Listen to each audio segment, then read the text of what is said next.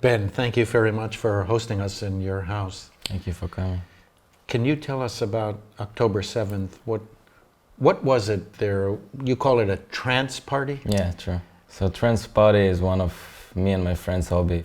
We go like a few people, we build a small home in the nature, and for a few hours we just forget about the real world and the real problem, and we just enjoying ourselves in the freedom of nature and music. When does the trance party start? Does it start at night or? So it started like we arrived at 11:30, around 11:30 to the parking. So you partied through the night.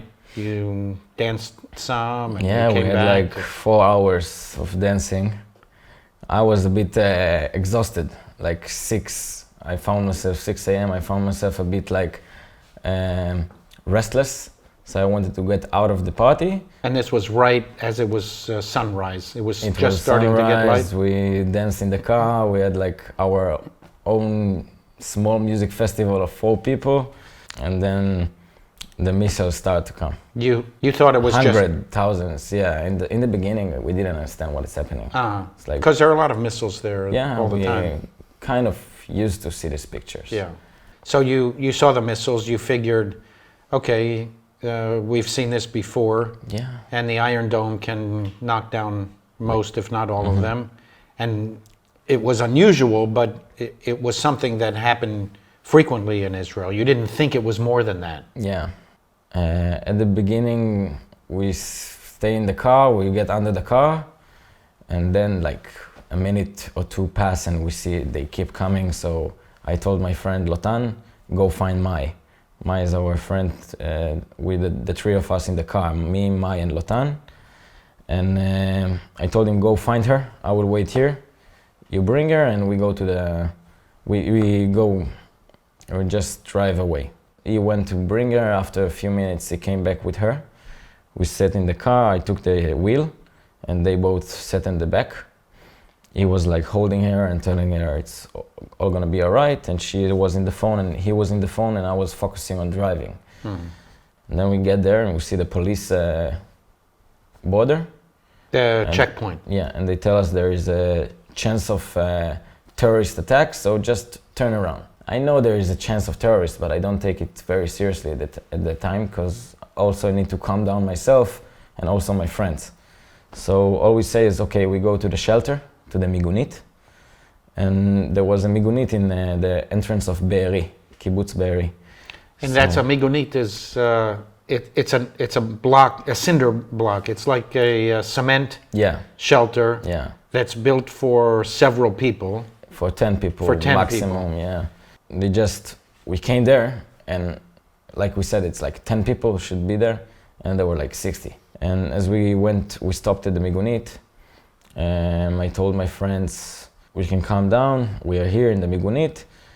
They were together, and I saw some girls like panic attacking, so I took care of the girl, and I asked her questions, and I took her with me to the migunit. I pushed some people to get her inside. This was a girl that you had not known before? No, I didn't know that before. You just saw her panicking and you wanted to help. They all happened very fast. We started to hear some shooting. At about 8 o'clock, At about 8 o'clock, yeah. You heard shooting from all the around outside. you? From the outside.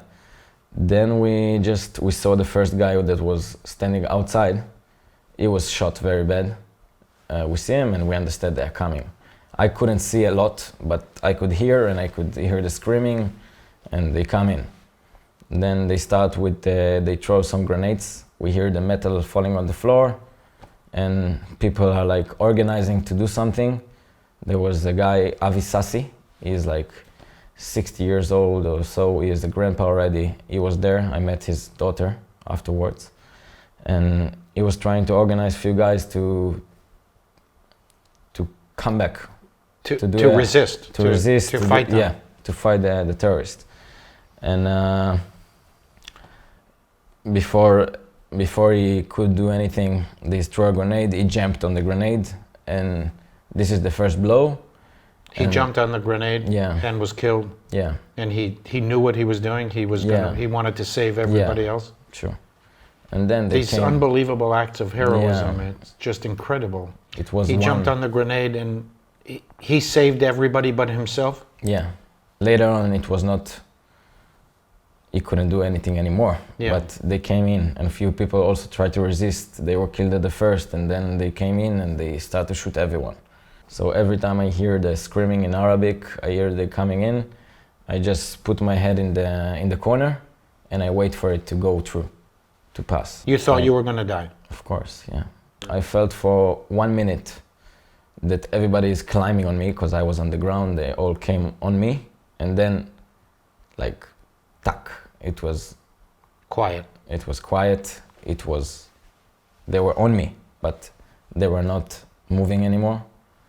And then I started to understand that maybe I'm the only one.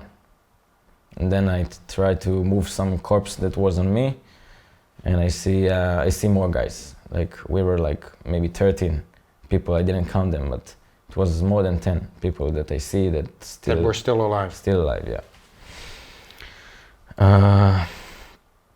Yeah.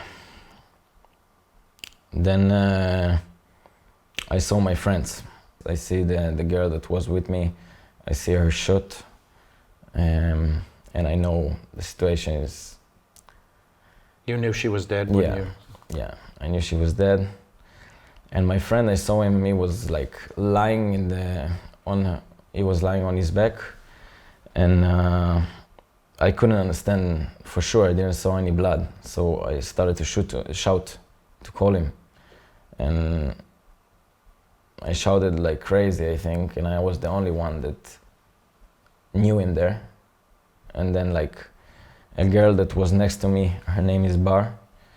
She held me and she said, "Your friend is dead." And then I just look at her. I hugged the girl next to me, and she said, "It's all gonna be all right. I'm with you. We're gonna go through it."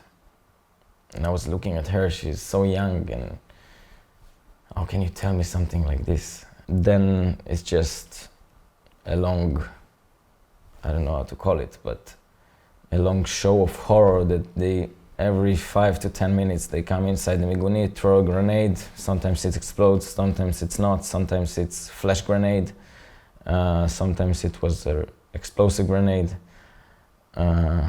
And in one of these times, I started to bleed. The girl next to me, Bar, she held my head, and she showed me her hands, and she tried to shout at me that I'm injured, and I didn't hear anything in this time. After half an hour, I think I lost my sense. You lost your hearing? Yeah, my hearing. Because of the grenades and all the noise? Yeah, all the shooting and the grenades.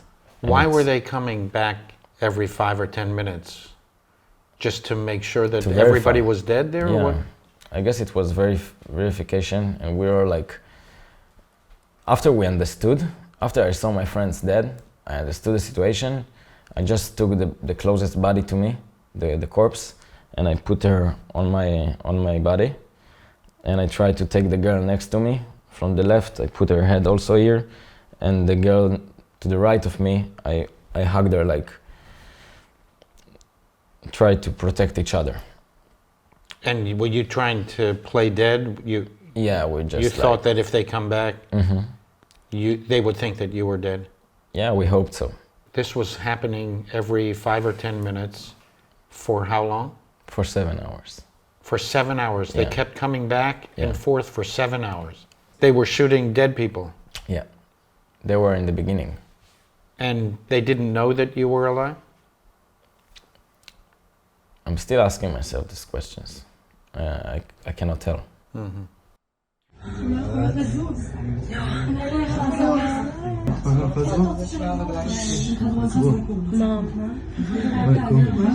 if you see this, I hope you don't see this. I hope I show you this without anything. I hope everything's okay. I love you. Please. After 6 hours of this shooting, I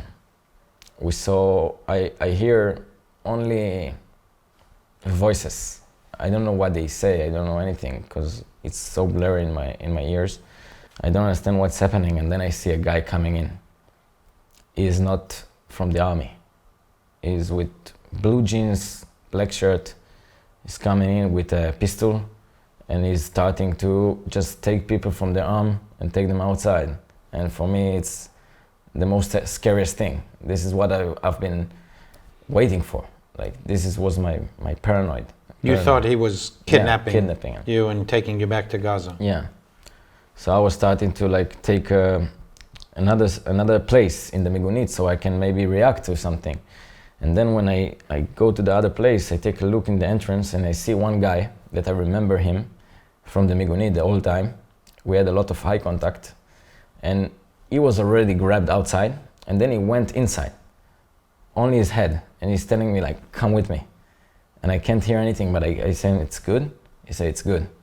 I understand it's a rescue. It was Moti. It was Nitzan's father. Nitzan was with me in the Migunit, and her father just came with his son. And both of them with their own car, with their own pistols. And they just grabbed with them army. And they told them, our daughter is there, my sister is there. We are going to rescue. You can help or not help, we are going to rescue them. And they came with them. And when I saw Moti, he was like grabbing me and he told me, you can walk, you're okay? And I said, yeah. So he said like, so come and help me. And I said, no, I can't. I started to go outside.